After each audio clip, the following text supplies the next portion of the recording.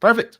So we are live, and we're going to call it the pro perspective. Every time I'm about to do it, I'm like, wait, what do we call this thing? It's part of the call up. We just finished our interview on the call up. It's Tanner Bibee, who had an unbelievable year. We talked about that a lot on the call up podcast, broke that down. We'll rehash briefly before we get into your pitch arsenals and go through some of my favorite at bats. I asked you which start to go with. You said Richmond. So I went straight into Richmond, watched the video. You carved them up for 10 Ks in this outing. And man, you were awesome this year. I'm really excited to break it down with you. Yeah, absolutely, man. I'm excited. So we're dealing with a little bit of internet lag. So sorry if the pitches are a little laggy, but hopefully it'll buffer. We'll be able to talk about it and then go from there. But regardless, larger point stand. We can talk about kind of what you're looking to achieve on the mound in these at-bats. And I'm curious how much you recall of some of these. I imagine when you have these lights out outings like you did against Richmond, you're going to remember some of these things a little bit easier. Do you remember some of these? I know we were flashing some of the video before we started. Yeah, I remember some of them. I think when I see like a pitch like it's like out of the ordinary where I'm like, oh yeah, I definitely remember that because it was so different or something like that. But it's kind of hard to – sometimes it's hard, sometimes it's easy. It kind of depends. We'll see when the video starts rolling. So this is one that we were playing a little bit. Fastball fouled off to start off. I mean, well, first of all, you got ahead of guys all year long, right? You didn't walk a lot of dudes. How often – and again, we don't want to give away too much, but you know, how often are you really starting guys off with the fastball? Like, was that a pitch that you didn't really want to be middle there? Were you a little bit like, whoops, maybe that's not where I wanted it? I mean, obviously he was late on it, got on him quicker than he thought. Is that kind of what you wanted? Just get me over fastball, get ahead there? Sometimes. I mean, it just kind of depends on the hitter and what their strengths are. Like, obviously, if they're like a high swing, like high first pitch swing, maybe a fastball to behind, maybe a breaking ball. It kind of just depends on a lot of variables. And with then, it just kind of cut over the middle, and he just fouled it off. So, got lucky. You see a guy late on the fastball there. You know, conventional, like MLB The Show thinking is, okay, fastball again higher. Yeah. You don't do that here. You go with, I think it's up and away heater. It's a little laggy, but do we know what that was? Yeah, I think it was a fastball up and away. Okay, so that you double up on it there. You just miss with it. So 1-1. Generally speaking, what you just showed him two fastballs. Yeah. You have an assortment of secondaries. Are you? No, I'm not going to say afraid. Obviously, you're not afraid. You had success with the fastball all year long. Are you hesitant to triple up on a fastball against hitters? I know it depends on the guy, but generally speaking, yeah. I wouldn't say hesitant. I mean, I'm obviously a guy who likes to mix and kind of keep guys off balance, but I think I mean, usually if a guy has shown that he can't hit a fastball and he can't hit mine, then I'm like, let's do it. Like, throw down the one. Let's do it. See if we can get this thing to play.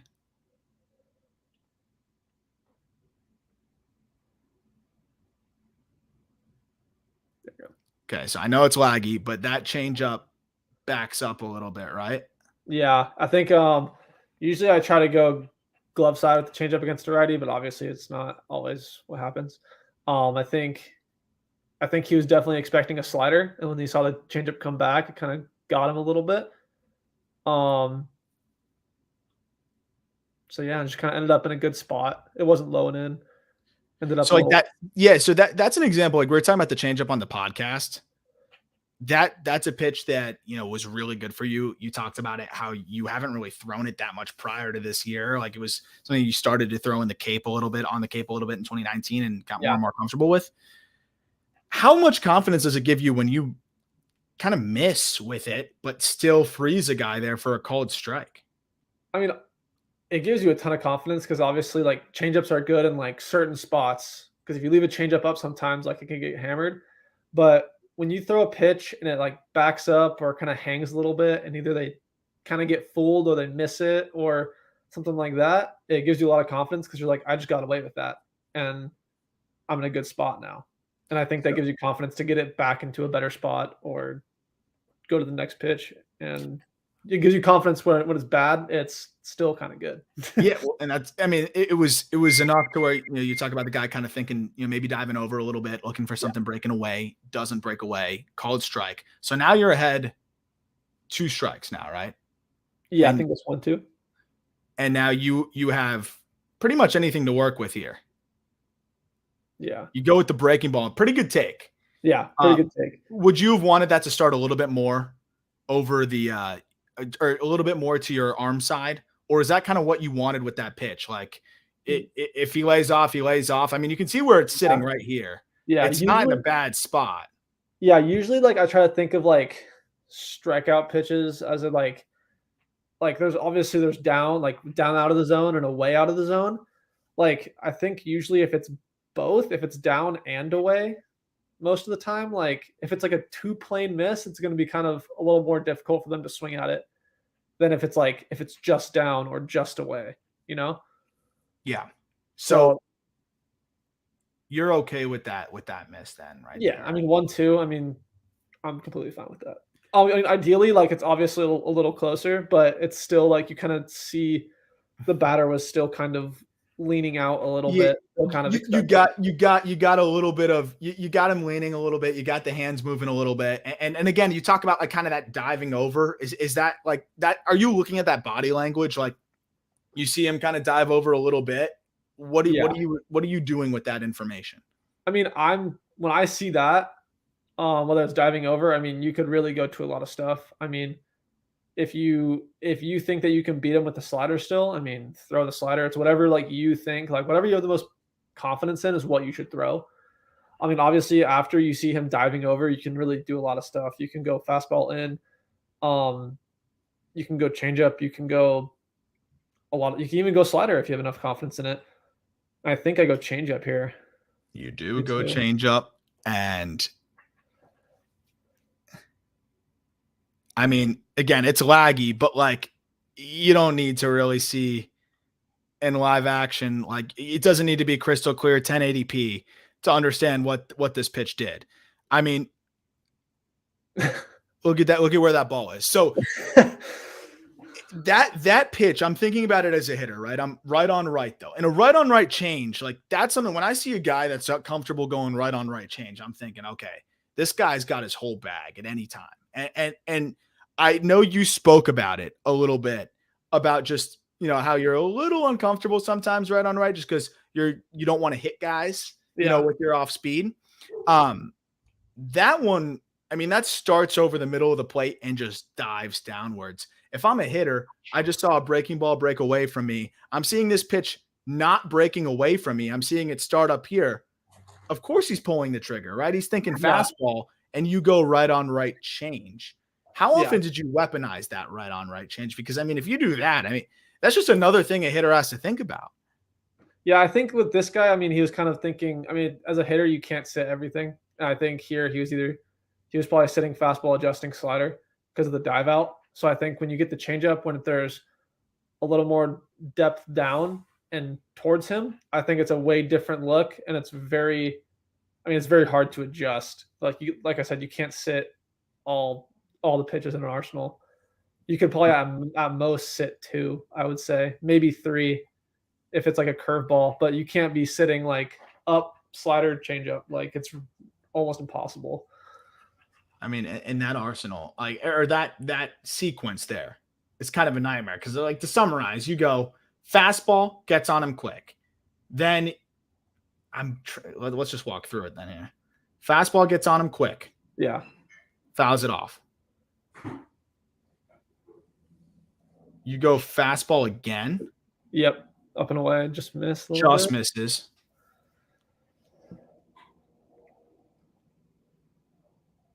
Then that's where you get that change up. That it works. Yeah. Strike's a strike. And honestly, I think kind of sets up this next pitch kind of well to get him diving. Yeah. And I see what he's doing now. And then boom, that thing just drops off the table. We also got some questions that we'll filter in kind of as we go. This one comes from Slate Man. Can you ask? Yeah, so I'll just read it just in case. Okay, yeah. Can you ask what his off-season training and lifting regimen looks like? Specifically, what lifting he did to gain velo while building stamina for the huge innings increase. I told you, the listeners of the call up are educated and they know about the Tanner Bibee velo bump. Yeah. We talked about it on the podcast late, man. But if you want to give the spark notes, Tanner, I just because I love having the folks on live. Thank you, Rick O'Shea, for the nice message. If you have like a quick spark notes, and then of course they can listen. Slate Man, the podcast will be out tomorrow, where Tanner really dives into his whole regimen and what he even suggests high schoolers to do if you're looking to gain velo. I think for me it was like a lot of training for speed, and I think with the velo stuff and the stamina, whatever. I think the biggest thing was mechanics, because I think when I cleaned up my mechanics, it wouldn't put as much stress on my arm, and it was more on the legs, like the scap, like those kind of stuff. And I think with soreness in there, it's a lot better than soreness in a lot of other places. And obviously keeping the post stuff, I touched on this on the podcast, like keeping the post stuff, like staying on top of that, recovering well, doing everything like that you can to stay healthy and stay available. Yep, absolutely. And a lot more on that. Definitely check out the full podcast. So we'll get to this next AB, which I don't know if you can see that one. That was laggy. Really testing your memory here if it's going to lag like this. Yeah, I remember this AB because I know this hitter. It looks like, is that a changeup that got away from you? That looked like a changeup, yeah. So you're willing to start guys off righties 0-0 change. Like you're comfortable with that. Yeah, when it's working, I mean, I'm willing to, yeah. Worth noting, this is from the same game, so it was working. Yeah. Then you get the fastball, pour it in for a strike. You're 1-1 now.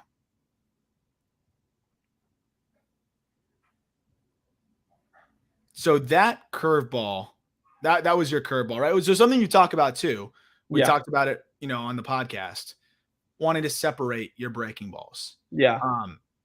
There's a difference in velo, but the shape you want to separate, right? Because your slider does have a little bit of that kind of downer slider kind of break, right? So what your curveball is as well. Are you looking for more sweep with your slider? Yeah, I'm trying to get it like if the fastball's here, like if the fastball's here, and the curveball's here, I kind of want the slider going this way, like pretty much a straight sweeper. If you're like looking at the axis, like I want the sweeper to be like right on this part of the axis, just on the other side. I'm making you big right here. Yeah. So can you show like your grips a little bit of like the two different breaking balls? Yeah. So my slider is right here.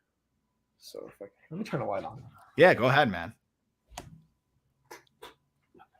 Got dark. I know you're on the West Coast, so it's sunset time now, right? Yeah. So my slider's right here on the two seam, right there. Oh, wow, really? And you're able to just kind of get that kind of rip from that grip? I try to like get straight like side. I'm trying to get the ball to like do straight side spin. So you've got it like two seam grip. Yeah. And then the curveball? The curveball is like this. And that you're going like over the top, almost like a football style a little bit. Yeah. I'm trying to get right here. Like I'm pointing at the batter. So this finger's pointless? I'm trying to, so I think it was Brash. He throws his curveball and slider like this. No way. I didn't even see that. I think so. It was someone in the playoffs. If anyone that pitches for money holds a ball like that, that's crazy. That's awesome. So I'm kind of interested to try it. I haven't been throwing breaking balls. Okay, you got to keep us posted on that one. If you're twisting your fingers together and throwing breaking balls, I'm in. So we'll go back to this here, and then I want to see your changeup grip too. The video looks as clear as it's looked. Keep rolling, baby. Let's go. Okay, so you miss up. Call it strike. So now you've showed him the changeup and the fastball. You don't really care though, right? Like you showed him the changeup, showing the fastball doesn't really matter. Is that factored into the decision of this next pitch? I think it's just the sequencing to it. I mean, he's seen both, and I mean, usually hitters don't really sit changeup. Yeah, that was a curveball. That was a curveball? Yeah, that was a curveball. So you missed with that. Now it's 2-1. Yeah. So now I'm guessing I'm either going to probably go changeup. Oh, curveball again. Okay. Oh. I mean, like, is that is that just assuming there's no way he's expecting this? Yeah, especially after Like a you just miss. missed with the curveball, and now you just doubled up and landed for a strike. Yeah. Sometimes that's the least thing that they expect. So it's about keeping him off balance. So now you land that. Now as a hitter, I'm lost, right? You go change up, fastball, curveball, curveball. I have no idea what you're going to here. Yeah, I'm guessing they're sitting my slider too because I throw it the most, and I mean he hasn't seen it, so he's probably thinking it right here, and then Oh, the up and in heater. yeah. So you talk about your sequences.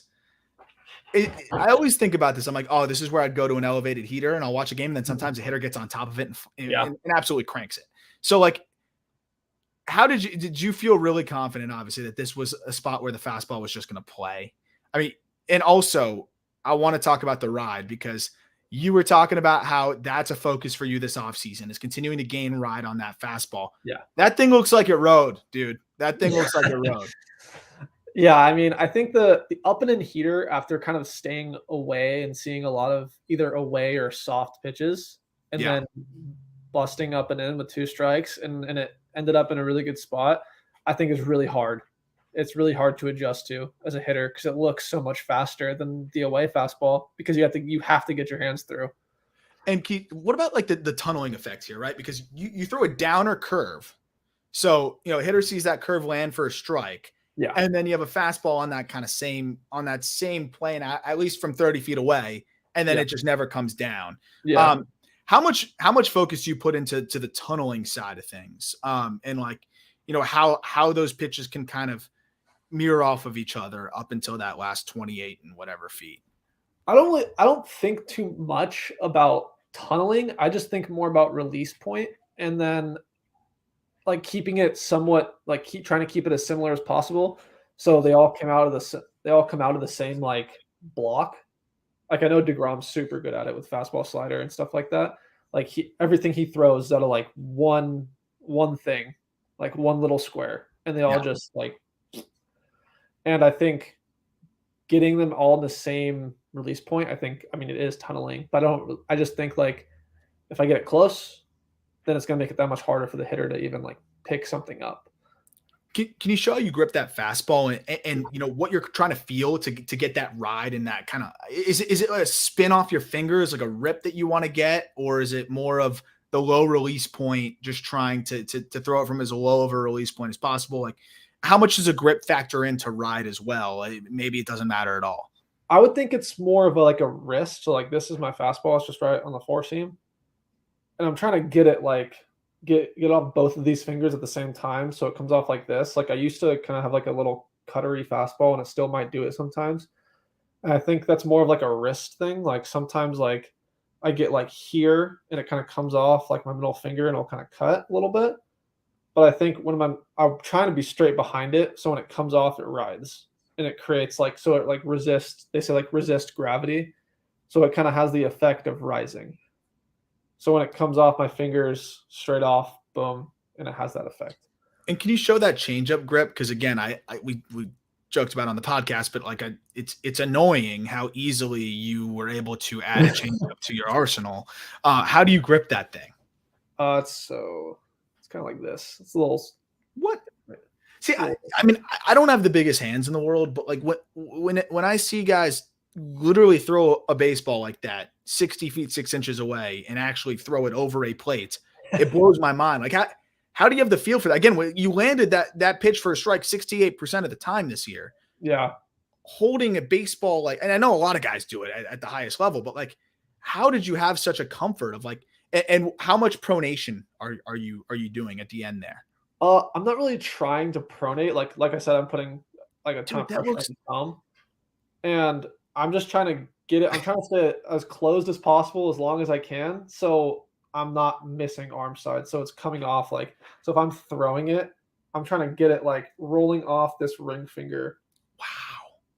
It's getting that kind of like it's like a side spin. Yeah, it's kind of a gyro spin to it. A little bit, and it's coming here. And it's coming like that, and I'm having it roll off my ring finger. And how do you make it so that, I mean, half the battle with the changeup is, that's a very different grip and kind of a different way to throw the baseball. Yeah. How do you make it so where it's not, you're not able to pick that up as a hitter, right? Like holding the ball that way, throwing it a little bit differently. How do you make it to where it still looks so much like your fastball and keep that arm speed too? Yeah. I think the biggest thing is the arm speed. I mean, it's really hard to pick up spin when you get to that point. If you're throwing it with arm speed, it's going to end up over the plate because if you don't, it's not going to be what you're used to, and it's probably going to spray somewhere. Mm-hmm. But for me, arm speed's the staying is like keeping my glove side closed as long as possible and keeping the arm speed, and it should end up like over the plate and somewhat down. Usually, everything's not perfect though. So no, pitching is hard. Yeah. So you land that first pitch breaking ball. This is to a lefty. So this is where I'm interested now because you show the comfort right on right with the change. Obviously, naturally speaking, change up to lefties is the bread and butter, right? If you have a change up, you throw it to lefties. Yeah. But you land a first pitch breaking ball here. Was that the curve? Yeah. Let's see if this will load up here. It's going to work with us. There's the curve. Call it strike.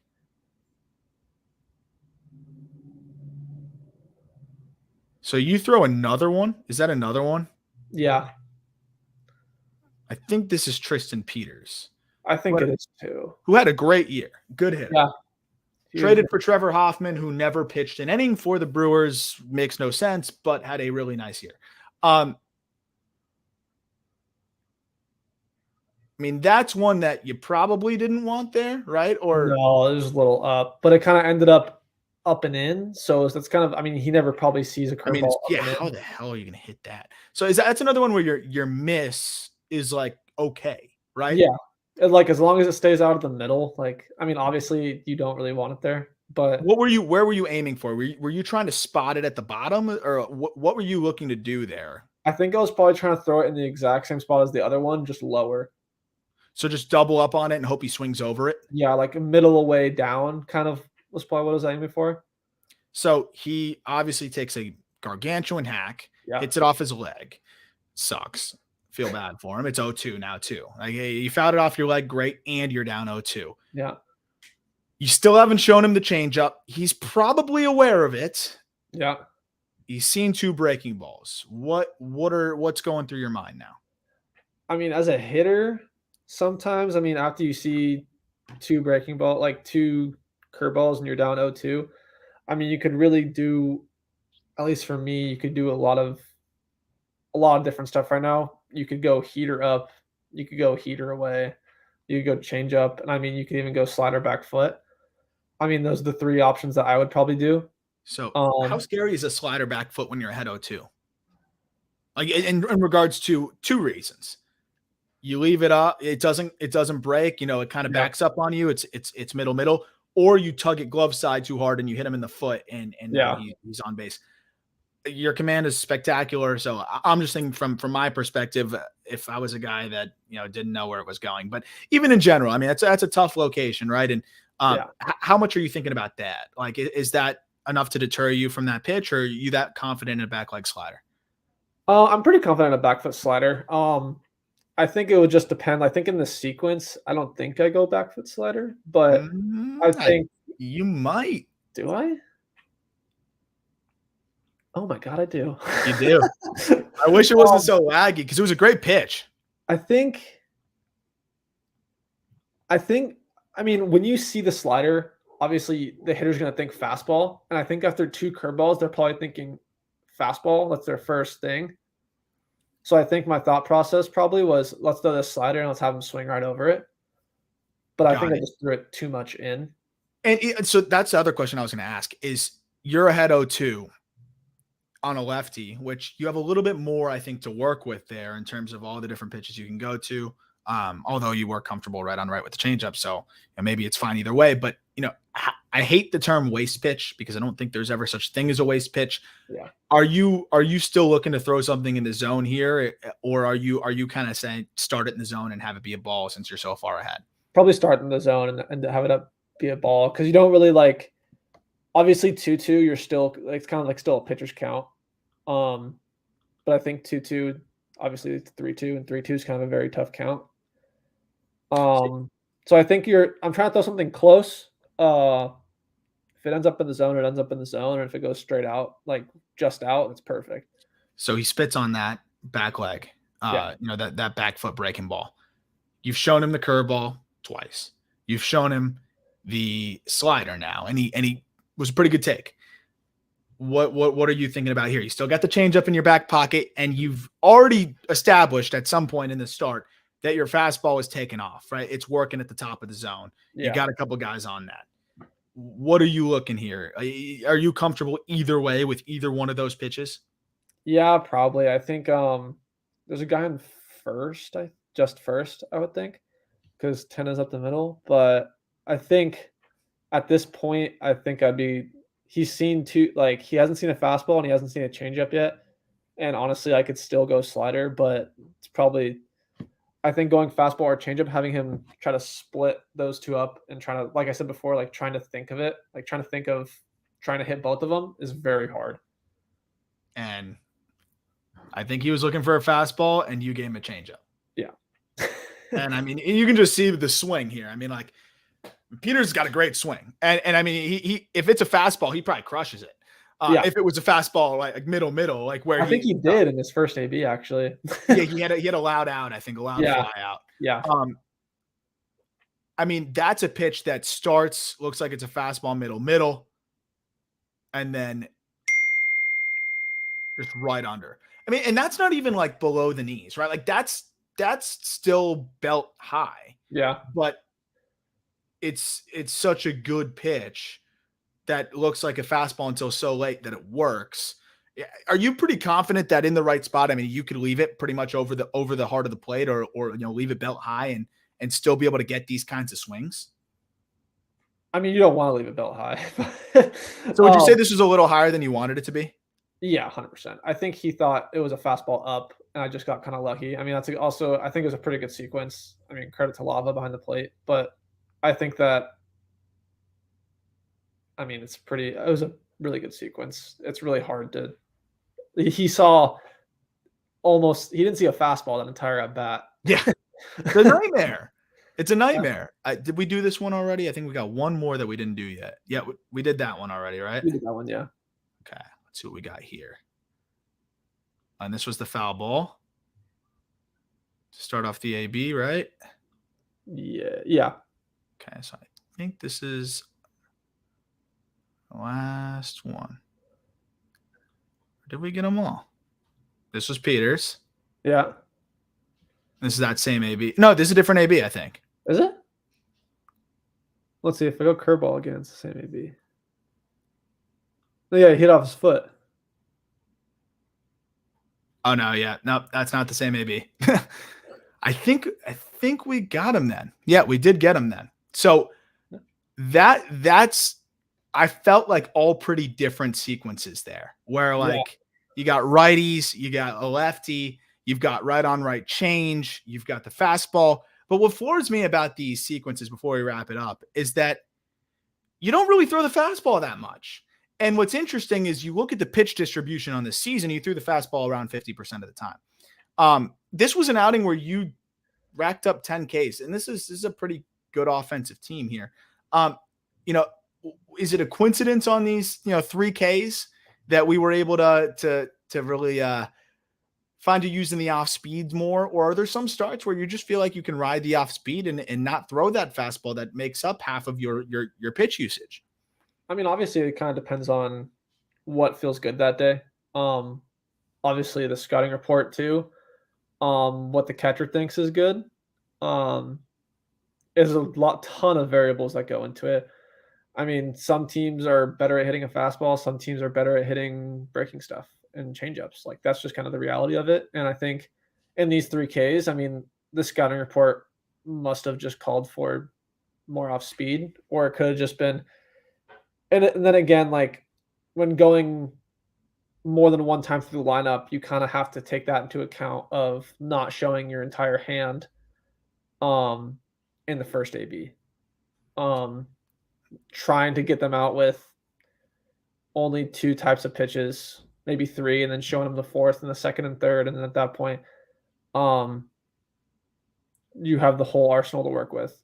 Yeah. So how often are you like really trying to hide one of those pitches? And It kinda depends. I think against, like, I think against, like, some really good hitters, I think sometimes you're, like, throw the whole thing at them, and sometimes guys have weaknesses to certain pitches, and sometimes the sequence just calls for that kind of pitch. yeah. I mean, there's a ton of different situations that can call for certain pitches, and I think that, in these, it just kinda happened to be off speed. I don't think there's anything, like, specific or anything like that, so So last question, just to wrap it all up.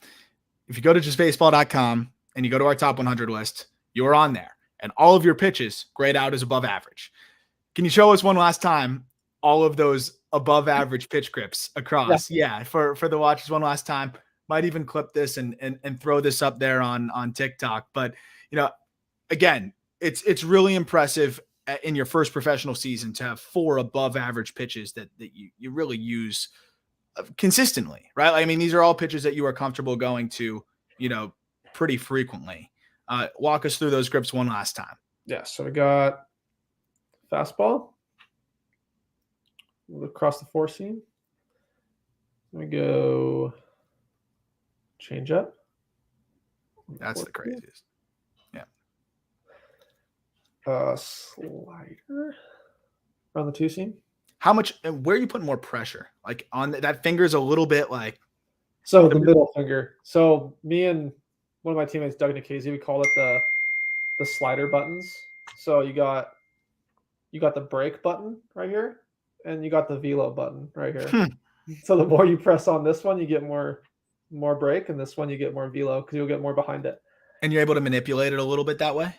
Sometimes, yeah. Like obviously I think what for me when I'm trying to get more sweep, I'm trying to press the brake button. So I'm trying to press some more on my middle finger than anything and trying to get that side spin.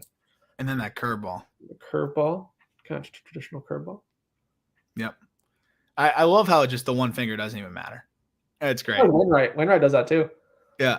It's awesome. I just wouldn't even have enough confidence to hold a ball and be able to throw it hard and have it not fly straight up in the air. That's awesome stuff, man. And I'll say, I guess one last question for all the Guardians fans out there. Who has the nastiest arsenal across the minor leagues, in that Guardians system that you have pitched on the same team as? Or maybe to make it easier on you, a guy whose stuff maybe doesn't get enough love. Because I'd say Nikhazy's one of them. Nikhazy's nasty, but I don't know if enough people know just how nasty Nikhazy is. Is there anyone else that's got some nasty stuff in that system that you think may be deserving of a little bit more love? I haven't played with Espino, but Espino's. Oh my gosh! And then I've played with Gavin all year. His stuff is crazy too. Some guy who doesn't get enough. I mean, those guys are like they get a ton of credit, and it's due. Like they're really good. I think. I mean, Joey Cantillo. I think really? Joey Cantillo, I like that. I like that. He's unreal. Him, Doug, and I think there's a couple guys down that ended in Lake County, like Tommy Mace and Davenport and all those guys. Like they don't get enough love for how good they've been and how good they're gonna be. I love it. Well, that's what happens when you have a million pitchers in a system. You can only keep track of so many nasty arms, but there's even more on the way, as you just mentioned. Well, you're one of them as well. You're well on your way, and it was so fun talking to you on the podcast and on here. We'll have to follow up again soon. I would love to try this again. It already worked out really well, but I'd love to try it again when we got some smoother video and I can pull some more stuff out if you're up for it. But dude, thanks so much for taking the time. Yeah, absolutely, man. Anytime.